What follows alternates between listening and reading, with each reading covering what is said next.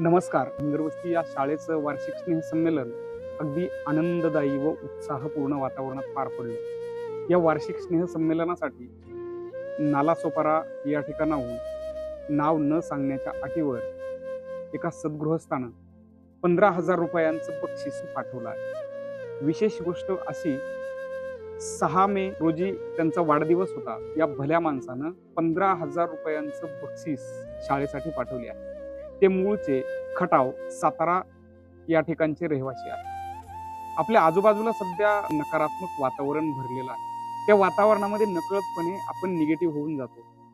ही माणसं जी आहेत ती आपल्याला सकारात्मकतेने जगण्याला बळ देत आहेत, दिशा देत आहेत. खरंच खोलवर जाऊन विचार केला तर मनाला प्रश्न पडतो की इतकी चांगली माणसं समाजामध्ये आहेत, पडद्यासमोर कधीही येत नाही, मात्र पडद्यामागून आपली भूमिका